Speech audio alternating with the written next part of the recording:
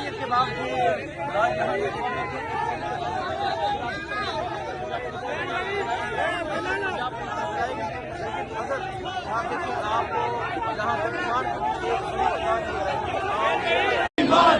ایسے دستور کو ہم نہیں مانتے، ایسے دستور کو ہم نہیں مانتے،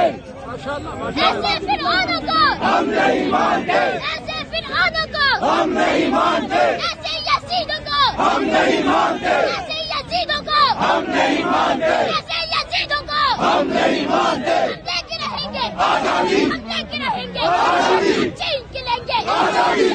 ملے گا آزادی،